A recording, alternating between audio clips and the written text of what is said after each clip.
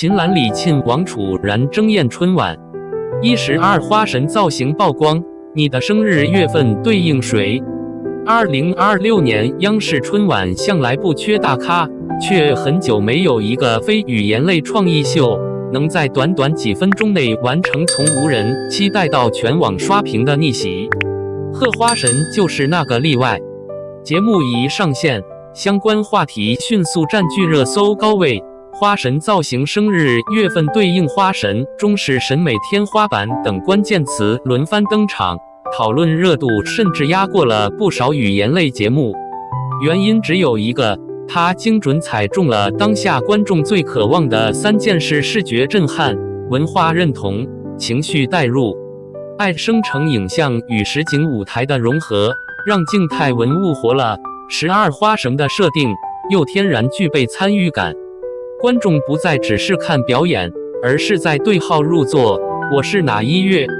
我對應哪位花神？雙引號。在12位花神中，最先引發討論高潮的是秦嵐飾演的3月桃花。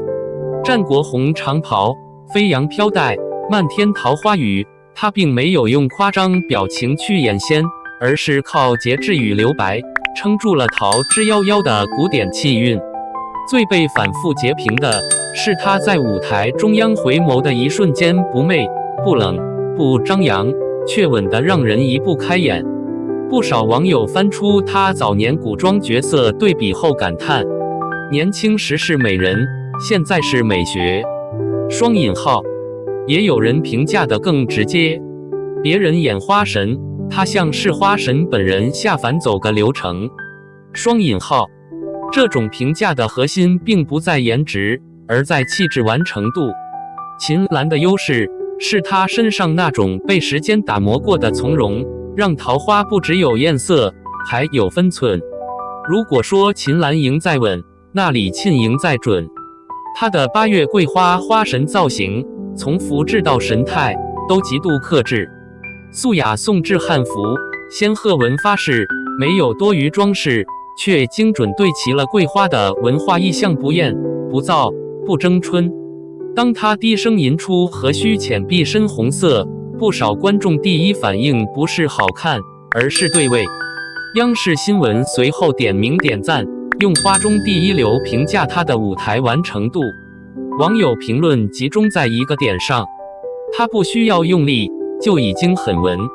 雙引號。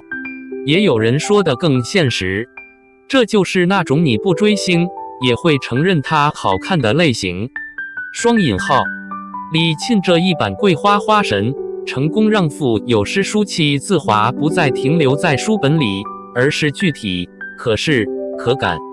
討論聲量最大、吸粉速度最快的是王楚然的10月芙蓉花神王昭君。正紅長袍，冷白膚色，琵琶在懷，他一出場就自帶視覺衝擊力。更致命的是他的旋轉鏡頭乾淨、穩定，毫不拖泥帶水。7年古典舞訓練的底子在這一刻完全顯形。節目播出後，相關數據迅速擴散，單平台漲粉超65萬。王楚然轉圈成2創熱門素材，韓網娛樂區出現大量截圖轉發。網友評價幾乎一致，這才是東方古典美該有的力量感。雙引號。它的優勢在於舞台掌控力，不是單純好看，而是知道鏡頭在哪，節奏在哪，情緒在哪。這種能力往往決定一個演員能否真正出圈。賀花神的靈感來源來自故宮博物院的清代文物白玉月令組配，12枚玉佩對應12個月花卉與節氣故事。節目組做對了一件事，沒有生硬科普，而是情緒轉譯。正月梅花的孤傲，4月芍藥的雍容，6月荷花的清雅。當這些意象與具體演員綁定，觀眾自然會產生投射。查生日對應花神迅速成為社交平台自發傳播的行為。有網友調侃：今年的好運春晚已經幫我安排好了。雙引號。這種互動感是傳統文化傳播中最稀缺也最有效的部分。6. 對比與爭議，誰才是最佳花神？討論熱度越高，對比就越不可避免。秦嵐勝在氣場和閱歷，李沁勝在文化貼合度，王楚然勝在舞台衝擊力。網友陣營分明，卻並未陷入互踩，更多是理性欣賞。不是誰壓誰，而是每個人都站在了最適合自己的位置。雙引號，這恰恰說明賀花神的成功，並非偶然爆點，而是整體審美在線。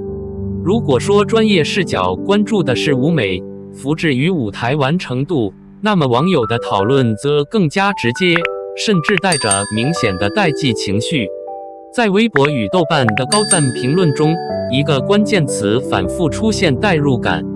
喜歡秦嵐的觀眾多為熟悉古裝劇黃金年代的群體，他們更在意氣韻是否成立。秦嵐一站在那裡，你就相信他屬於那個時代。雙引號，偏愛李沁的觀眾往往強調文化審美與文學氣質，他不是在表演，而是把詩詞氣質穿在身上。雙引號，為王楚然瘋狂打 call 的多是年輕觀眾與舞台粉。這一轉圈，誰還關心劇情？我只想看他再轉一次。雙引號，有趣的是，這三種審美並未互相否定，反而形成了一種互補關係。不少網友總結得相當清醒，這不是選妃，這是花神各歸其位。雙引號，過去幾年，娛樂圈對女性的討論往往陷入豔壓誰更美的單一維度，而賀花神的出現明顯改變了這一敘事路徑。在相關話題下，越來越多評論開始轉向誰更貼合花的性格，誰與月份意象更匹配，誰的氣質與文化典故更相符。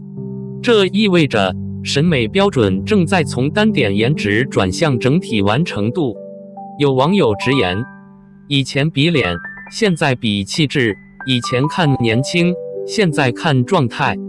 雙引號，這種變化對演員本人也是一種解放。年齡不再是原罪，風格不再需要趨同，每個人都可以在合適的位置上發光。不可否認，愛影像技術是賀花神的重要加分項，但真正讓節目破圈的並不是技術本身，而是技術服務於情緒。愛負責復原意境，演員負責傳遞情感，舞台負責承載想象，三者缺一不可。不少業內從業者在觀後評論中指出，這是少見的技術沒有搶戲，反而讓人忽略技術本身的案例。雙引號，當觀眾討論的是哪位花神最像你，而不是愛做得多厲害，這恰恰說明創作方向是成功的。短期來看，賀花神帶來的是熱搜、漲粉和話題度，但從更長線的角度，它至少留下了3點值得關注的影響。第一，傳統文化不再只屬於解說詞，它可以是視覺，是情緒，是參與感。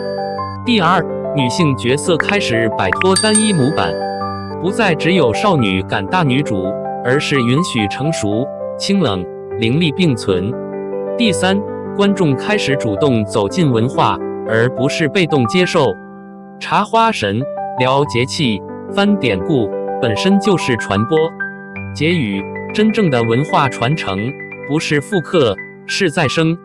當 AI 技術讓千年文物開花，當年輕演員用當代語境詮釋古典美學，賀花神給出的答案很明確：傳統文化不是被供起來的標本，而是可以被觀看、被討論、被參與的活體存在。